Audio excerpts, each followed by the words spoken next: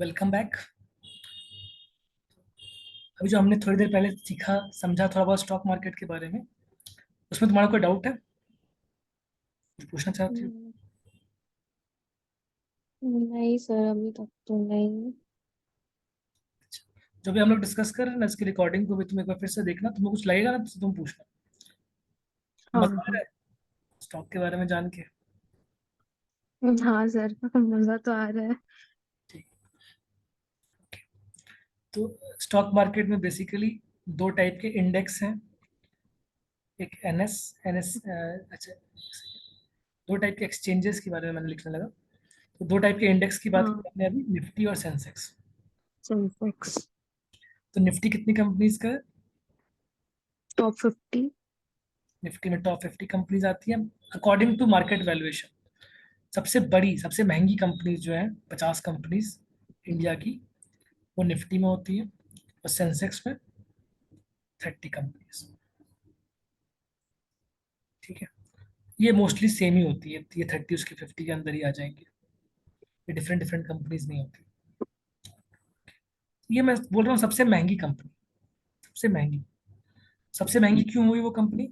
क्योंकि जब वो स्टार्ट हुई तो बहुत छोटी कंपनी थी, बट अब उसके शेयर की वैल्यू इतनी बड़ी हो चुकी है।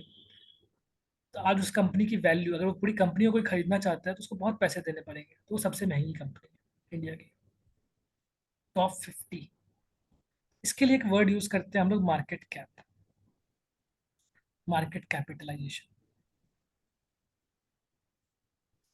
Market cap. मार्केट कैप क्या होता है? कि शेयर प्राइस कितना दिख रहा है तुमको। शेयर प्राइस तुमने देखा भी, गूगल पे सर्च करके सिंपली एक शेयर प्राइस मिल जाता है हम लोगों को। ओके। और मल्टीप्लाइड बाई कितने नंबर ऑफ शेयर्स उसके मार्केट में अवेलेबल है। इन दोनों को जब मल्टीप्लाई कर देंगे तो एक बहुत ही, मतलब ऐसा रफ सा बता रहा हूँ कि ये हो जाता है उसका मार्केट कैप कंपनी का। तो ये मार्केट कैप की बेसिस में सबसे बड़ा जो मार्केट कैप वाली कंपनी होगी, वो 50 कंपनीज निफ्टी के अंदर होगी, और जो 30 कंपनीज होंगी वो सेंसेक्स के अंदर होगी। और जनरली इनके जो ग्रोथ का रेट है, उसको इंडिया के अंदर बीट कर पाना आसान नहीं होता। ये जो नॉर्मली ग्रो करती है, अगर तुम लंबे टाइम तक देखो तो इनके ग्रोथ का रेट लगभग 13 to 15% पर ईयर के आसपास होता है, अप्रोक्सीमेटली। कभी 18% भी हो सकता है, और कुछ पर्टिकुलर ईयर्स में बहुत ज़्यादा भी हो सकता है। कोविड वगैरह के टाइम पे तो 100% का भी हो सकता है, कुछ फेज में 80 to 100% भी हो सकता है कोविड वगैरह में। लेकिन लंबे टाइम में 13 to 15% के आसपास का रिटर्न देता है ये बड़ी कंपनीज, टॉप कंपनीज। और ये बहुत लॉजिकल है, बहुत कॉमन सेंस की बात है। क्यों? एफडी का रेट कितना पता है तुमको? एफडी होता है कुछ फिक्स डिपॉजिट, इसमें हम लोग पैसा रख सकते हैं। इसके बारे में आइडिया है? हाँ। जब पैसा अर्न हम्म। करेंगे, जब कॉलेज कंप्लीट होगा, जब जॉब में आएंगे तो पैसे अर्न होंगे, तो उसको फिक्स्ड रख सकते हैं, और जितने टाइम तक रहेंगे उसका इंटरेस्ट हम लोग को मिलता रहेगा। तो इसका इंटरेस्ट का रेट है रफली 7% के आसपास। 6.5 या 7% के आसपास है। और इसमें टैक्स भी कटता है। उसके बाद उसमें टैक्स भी कटता है, अकॉर्डिंग टू कितना कमाते हैं हम लोग साल में, उसके अकॉर्डिंगली टैक्स कटता है। ठीक है। तो ये तो फिक्स्ड इनकम है। अगर कोई इंसान बिजनेस करने गया है, तो उसके पैसा, जो का पैसा लगा रहा है, कैपिटल लगा रहा है अपना, अगर उसको 7% से कम का रिटर्न मिलेगा तो क्या वो बिजनेस करना चाहेगा? नहीं। नहीं करना चाहेगा।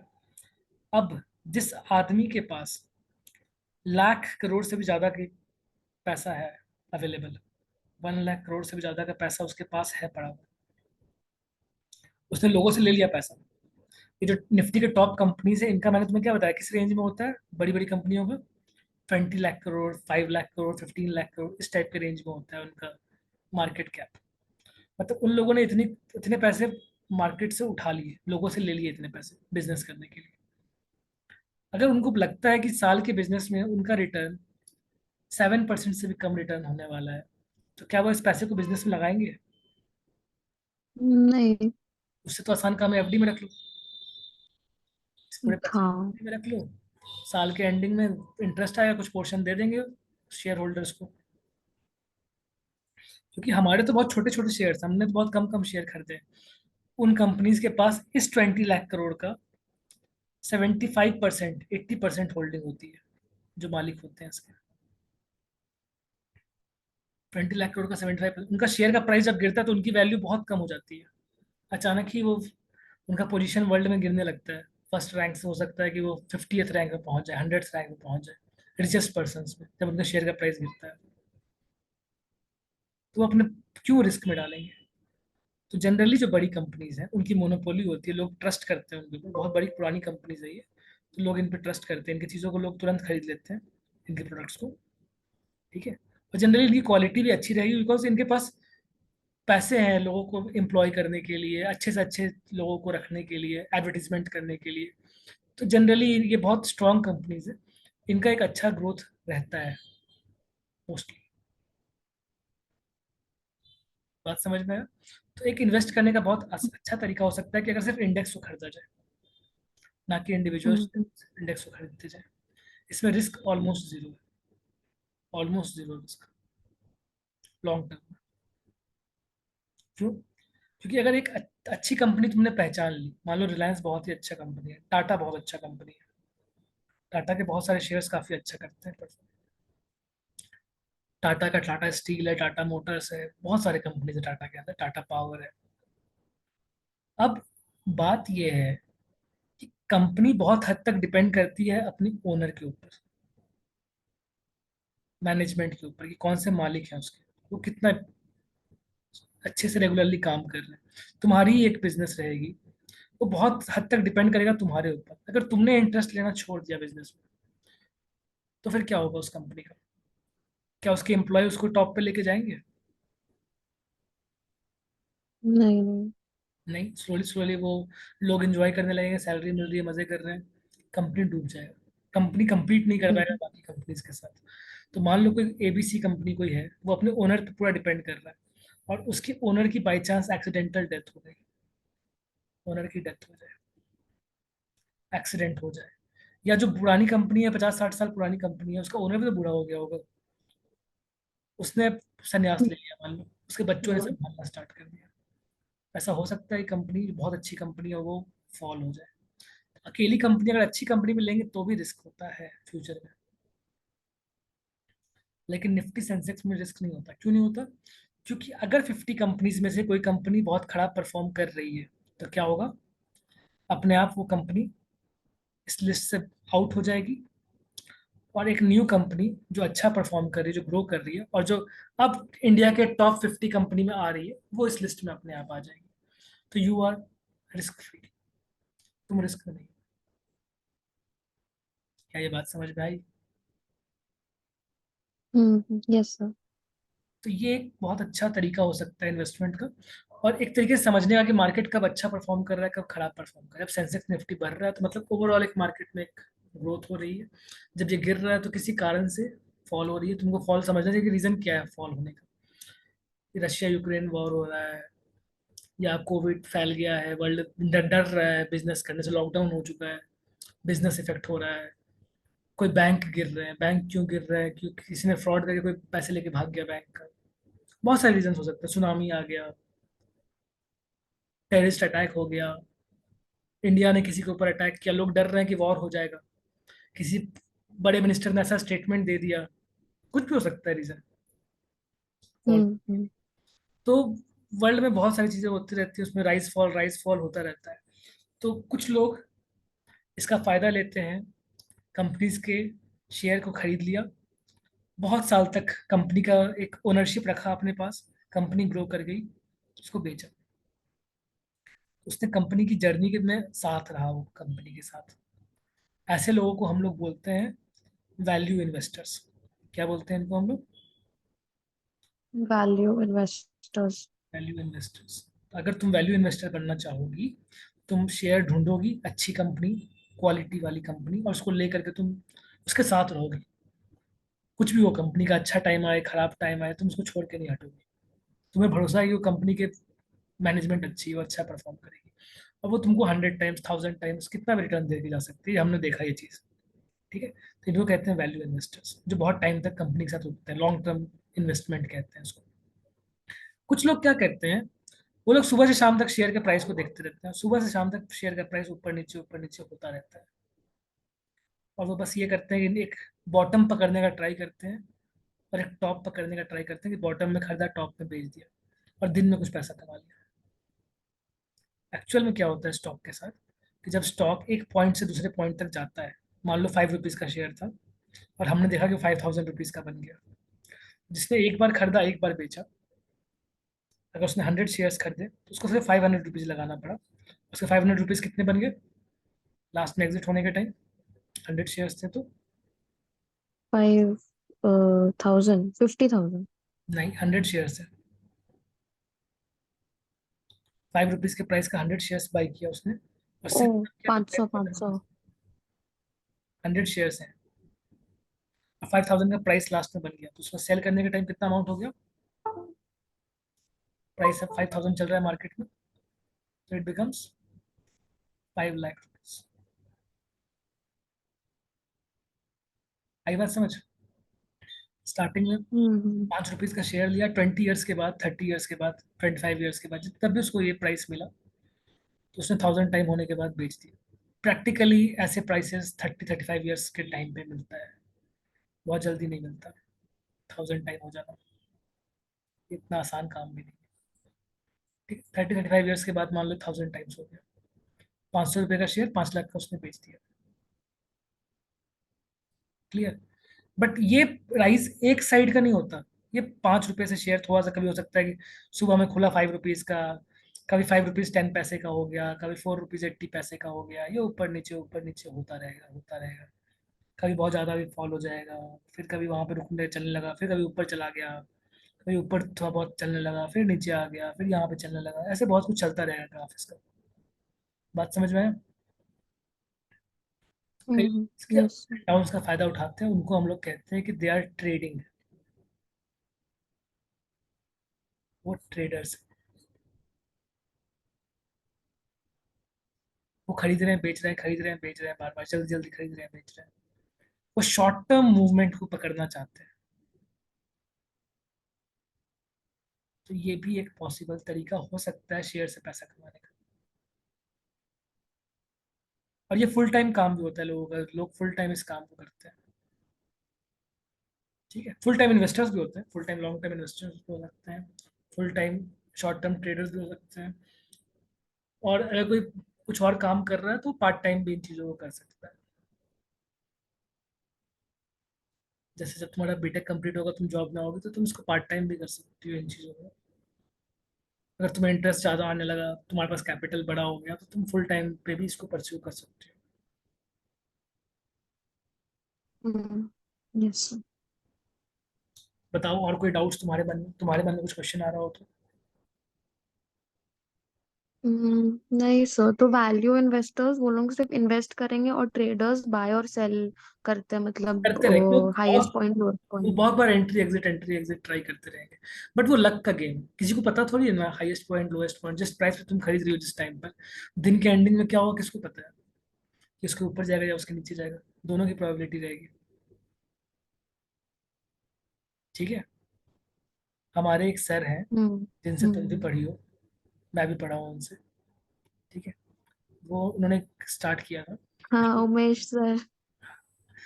अशोक लेलैंड के शेयर में वो कुछ टाइम पे ऐसे ट्राई कर रहे थे सर, एक्सपेरिमेंट, सर भी काफी कुछ एक्सपेरिमेंट करते रहते हैं। तो वो अशोक लेलैंड के शेयर्स में ट्राई कर रहे थे, बहुत अच्छी कंपनी है। तो वो ऐसा कुछ कर रहे थे कि मतलब देखते थे कि कितना लास्ट दिन का उसका प्राइसेस है, एक वैल्यू आती है, बहुत सारी चीजें देखोगे उसमें आएगा, वीवैप कहते हैं, वॉल्यूम वेटेड एवरेज, तो उस पर उनको मतलब काफी ट्रस्ट था। और देखो हर कुछ टाइम टू टाइम बहुत अच्छा परफॉर्म करता है, और कभी कभी कुछ टाइम पे खराब भी कर सकता है, कोई चीजें फेल हो जाती हैं किसी टाइम के अंदर। तो फिर वो थोड़ा ट्रेडिंग वगैरह कर रहे थे इसके अंदर। वो इसको देखते थे कि जैसे इस प्राइस के अराउंड आता था तो शेयर फिर गिरते गिरते यहाँ तक पहुंचा, तो यहाँ आने का तुरंत बढ़ जाता था। तो वो बार बार इसके प्राइस के आसपास में खरीदते थे, फिर बढ़ गया तो बेच देते थे। उनको अंदाजा था कि इतने परसेंट में मैं बेच दूंगा, फिर वो वापस गिर के आएगा, यहाँ पे मैं फिर से खरीद लूंगा। तो इसमें कई बहुत ज्यादा पैसा बन सकता है, क्योंकि ये जो मूवमेंट होता है ये बहुत बार रिपीट करता है, लेकिन लॉन्ग टर्म में बहुत कम होता है रिटर्न। ठीक है। बट वो बहुत रिस्क फ्री होता है, तो उसमें फिर होता है कि एक बार ये गिर गया, वीवैप के बाद भी गिरता चला गया जब उन्होंने खरीद लिया, फिर उन्होंने एक प्राइस पे उसको कट किया। अगर उसको होल्ड किए होते, पता नहीं उन्होंने होल्ड किया था कि नहीं, मुझे डाउट है, तो 130 रुपीज़ के आसपास में वो कर रहे थे ट्रेड, आज उसकी प्राइस 190 रुपीज़ हो गई। ठीक है। शॉर्ट टर्म थोड़ा स्ट्रेसफुल होता है कि कब बढ़ गया कब गिर गया, ये सब चीज़ें होती हैं। और तुम्हें अगर कंपनी अच्छी लगती है, तुमने ट्रेडिंग कर ली, गिर गया तो तुम उसको होल्ड कर सकती हो, नीचे और प्राइस में एवरेज कर सकते हो, बहुत सारी चीज़ें हैं, और हर चीज़ का बेनिफिट लॉस है। कुछ चीज़ों को कभी कभी करना चाहिए, कभी नहीं करना चाहिए, उसके बारे में भी हम लोग बात करेंगे जब तुम्हारी थोड़ी अंडरस्टैंडिंग और बनेगी तो। Yes sir. ठीक है। थोड़े थोड़े तुम शेयर्स देखना शुरू कर सकती हो कि उनके प्राइसेस कैसे फ्लक्चुएट कर रहे हैं, इंडेक्स के प्राइसेस को मॉनिटर करना शुरू कर सकते हो, वो कैसे चेंज हो रहे हैं। ठीक है। हम्म। तो जो मार्केट है, ब्रॉडली जो मार्केट है, उसमें तीन टाइप के शेयर्स मेनली, तीन टाइप के तुम समझ सकते हो कंपनीज होती हैं, थ्री टाइप्स ऑफ कंपनीज हम लोग कह सकते हैं। मेरे ख्याल से तुमने शायद मेरा एक स्टार्टिंग में कुछ वीडियो देखा था, तो तुम बता रहे थे, तो हो सकता है उसमें भी ये सब चीज़ें होंगी। फर्स्ट टाइप ऑफ कंपनी हम लोग बोलते हैं लार्ज कैप कंपनीज। ये वर्ड सुना है कभी, large cap, mid cap, small cap? नहीं सर।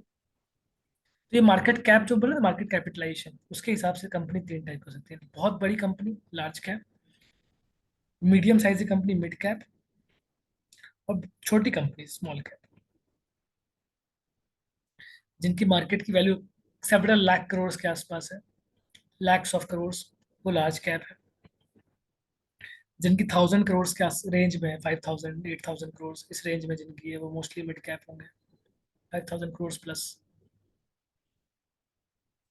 10,000 करोड़ प्लस, उनको रफली मिड कैप। ऐसे मिड कैप स्मॉल कैप में ऐसा कोई स्ट्रिक्ट बाउंड्री नहीं है। और कुछ बहुत छोटी कंपनी जिनके 10-20 हजार करोड़ का भी नहीं है, तो उनको स्मॉल कैप में जनरली इंक्लूड करते हैं। अब तीनों में कौन सा क्या है, ये लो, बहुत ही low risk and low returns, relatively इन तीनों में से रिलेटिवली कहा जाएगा low risk and low returns. इसका भी रिटर्न्स देख लेना कितना होता है। Low risk and low returns माना जाता है इसको। इसमें खतरा बहुत कम है, इतनी बड़ी कंपनी का फेल होने का चांसेस कम रहता है, और ये स्लोली स्लोली ग्रो करते हैं, हाथी की तरह चलते हैं ये ऑलमोस्ट इनका होता है कि एवरी 5 ईयर्स ये लगभग डबल कर जाते हैं पैसा। लार्ज कैप का ट्रेंड होता है कि एवरी 5 ईयर्स के आसपास ये पैसा डबल कर देते हैं, डबल ही होता है। अगर तुमने एक बार दवा डाल के छोड़ दिया पैसा, तो डबल कर देंगे फिर 5 ईयर्स के अंदर। और मिड कैप में रिलेटिव हाई रिस्क होगा, हाई रिटर्न, रिस्क हाई होगा, रिटर्न हाई होगा। ग्रोथ रेट अप्रोक्सीमेटली अगर पकड़ के चले, तो लार्ज कैप वालों का ग्रोथ रेट 15 to 20% के अराउंड हो सकता है। लार्ज कैप वाले का 15 से 20% के आसपास मान सकते हैं, क्लोज टू 15% के आसपास ही लेके चलो, ज़्यादा हायर साइड नहीं पकड़ते, 15% के आसपास ही लेके चलो। जो मिड कैप वालों का है, उनका 25%, 20% से हायर भी हो सकता है, 22% का एक अप्रोक्सीमेट लेके चलो। और small cap can even grow at a very high rate, 40-50% का भी इसमें ग्रो हो सकता है। लेकिन स्मॉल कैप के साथ कंडीशन प्रॉब्लम क्या है, very very very high risk, क्योंकि छोटी कंपनी खत्म हो सकती है या 1000 टाइम्स बड़ी हो सकती है, very high risk and very high returns. ये तीन टाइप की कंपनी है।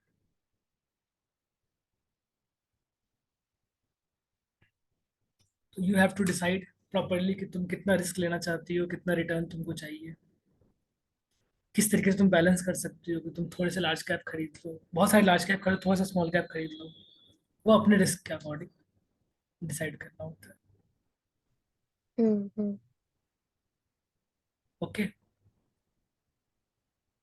सर तो जैसे अगर स्मॉल कैप में भी अगर इन्वेस्ट करके उसको छोड़ देंगे तब तो it can go to zero, कहाँ होगा? It can go to zero, hmm and it can become, बहुत हम्म बड़ा बन हम्म। सकता है वो। स्मॉल कैप बड़ा होते होते मिड कैप लार्ज कैप भी बन सकता है।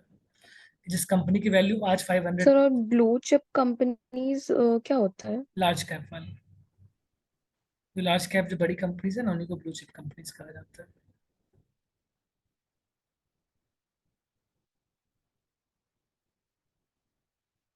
ठीक है। एवरग्रीन कंपनीज है ये, golden companies, blue chip companies. हाँ, तो वही सर बताते थे कि कभी भी इन्वेस्ट करना चाहते हो तो स्टार्ट करना ये ब्लू चिप कंपनीज से। तो ब्लू चिप कंपनीज में देखो, मेरे अकॉर्डिंग तो जब स्टार्ट करो तो म्यूचुअल फंड या इंडेक्स से करो, खुद से इन्वेस्टमेंट कम से कम करो। ठीक है। और बहुत सारी चीजें और मैं बताना चाहूंगा, लेकिन एक सिंगल मीटिंग बहुत लंबा होगा उसके लिए। हम लोग हाँ, यस। तो ट्रेड का भी होता है कि कैसे अपना कैपिटल बिल्ड करें। लोग बहुत गलत तरीके से मार्केट को एंटर करते हैं, इससे लॉस करते हैं। मार्केट में मेजोरिटी लोग लॉस करते हैं, ये पता है ना। अगर ट्रेडिंग करते हैं, ट्रेडिंग में से 9 out of 10 people make loss.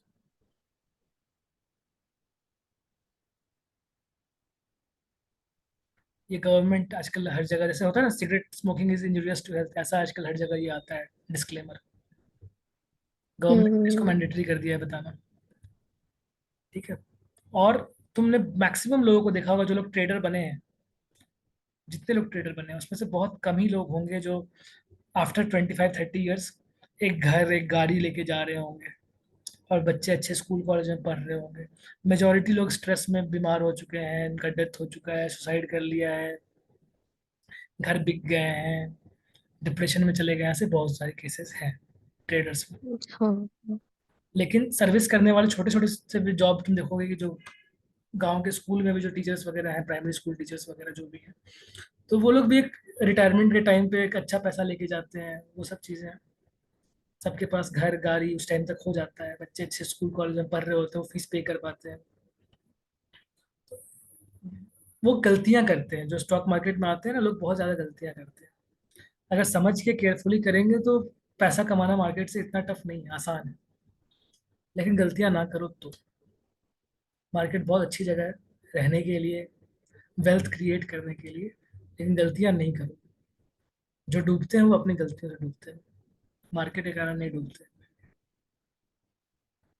हम्म। अगर इसको गैम्बलिंग के फॉर्म में लेंगे कि आज डबल हो जाए पैसा या आधा हो जाए पैसा, तो जितना डबल होने का चांसेस है that is very rare. 5% chances है डबल होने का, 95% चांसेस है उसको आधा होने का। इस कारण वो बर्बाद हो जाते हैं।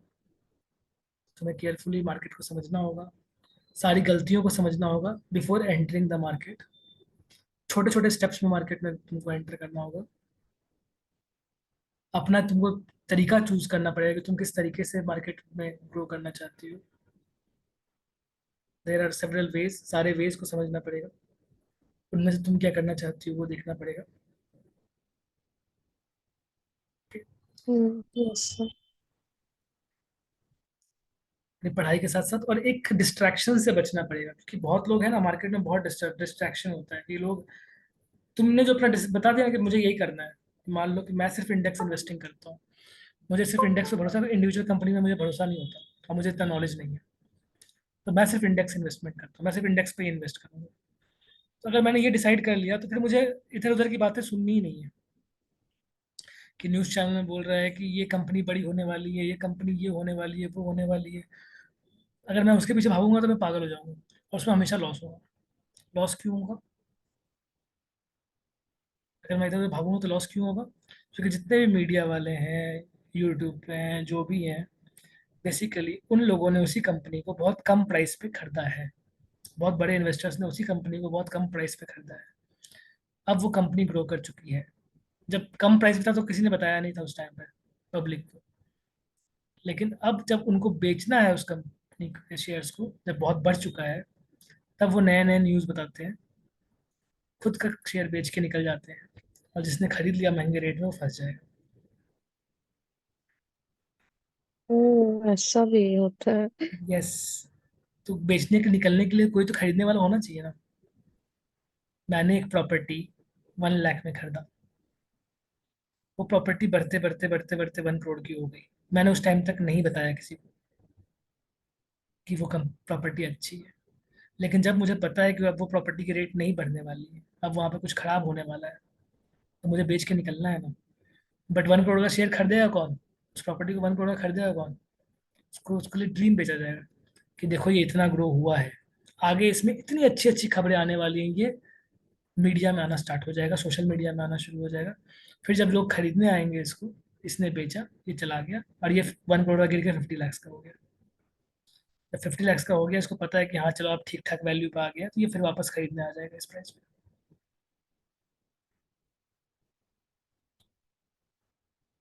कंपनी को ओनर ही बार बार शेयर को गिरा देते हैं, खरीद, बहुत तरह के न्यूज़ अपने हिसाब से वो डालते हैं।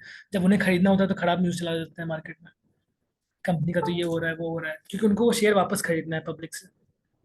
कम पब्लिक बेचेगी, वो खरीद लेंगे। समझ रही हो? Yes sir. ये सारा कुछ तुम्हें मैं प्रैक्टिकल एग्जांपल से समझाऊंगा जो रियल में हो गए हैं, मतलब शेयर होल्डिंग पैटर्न आती है। तो जो कंपनी के ओनर है, वो देखोगे ना कि शेयर को जब वो खरीदते हैं, बहुत सारा पब्लिक से वो खरीद लेते हैं, उसके बाद कंपनी अच्छा परफॉर्म करती है, शेयर का दाम बढ़ता है उसके बाद। और जब बेच रहे होते हैं ना, तो कंपनी गिरती रहती है। पब्लिक को लगता है कि शेयर और आधे प्राइस में मिलेगा, खरीद लेते हैं शेयर को, लेकिन उसे कंपनी को ओनर बेच रहे हैं। जब कंपनी को ओनर शेयर बेच रहे हैं, समझ लो कि वो कंपनी खराब हालत में आ रही है। बहुत चीजें होती हैं इसके अंदर समझने के लिए। शेयर होल्डिंग पैटर्न देखना चाहिए, कंपनी का ग्रोथ देखना चाहिए, बहुत कुछ देखना चाहिए। अगर शेयर खरीदती हो इंडिविजुअल तो। नहीं देखने का टेंशन लेना है तो म्यूचुअल फंड या इंडेक्स पे चले जाओ। ब्लू चिप शेयर एक तरीका हो सकता है, बट ब्लू चिप शेयर अगर गिर के स्मॉल कैप में कन्वर्ट हुआ तो बहुत लॉस होगा। हम्म। उसे गिरने का चांसेस यस। बहुत कम है, कि उतना बड़ा गिरावट हुआ, ऐसा चांसेस बहुत ही कम है। ऐसा तभी वैसे सत्यम कंप्यूटर में हुआ था ना, कि सत्यम का स्कैम पकड़ा गया। ऐसा कोई बहुत बड़ा स्कैम अगर होगा तो वही ऐसा होगा सिचुएशन, कि ब्लू चिप कंपनी बर्बाद हो सकता है, इंडिया में बिल्कुल हो सकता है, कि बहुत ही कम कंपनीज हैं जो कह सकती हैं कि उसने कभी कोई गड़बड़ किया ही नहीं है। जो भी होते हैं ना डॉक्यूमेंट्स वगैरह बनाने में, थोड़ा बहुत तुमको पता ही है, हर जगह घूस वूस चलता ही है। अपने हिसाब से कहीं कुछ प्रॉफिट को कभी ज्यादा दिखा दे, कभी कम दिखा दे। कुछ भी चीज अगर बाहर एक बार आ गया कि उसने कुछ अंदर कुछ भी स्कैम हुआ है, किसी एम्प्लॉय ने किया है, तो कंपनी के शेयर ऐसे गिरते हैं सीधे। तुम बेच भी नहीं पाओगे उसके बीच में, सीधा उसका प्राइस आधा हो जाएगा। समझी? ओके। हम्म। जितनी बातें आज कर ली उसको देखना, थोड़ा बीच बीच में कभी फिर हम लोग बैठेंगे, फिर डिस्कस करेंगे। हाँ ठीक है सर। ठीक है, चलो आज के लिए यहीं पे एंड करते हैं। हाँ ठीक है, thank you sir. Okay, bye.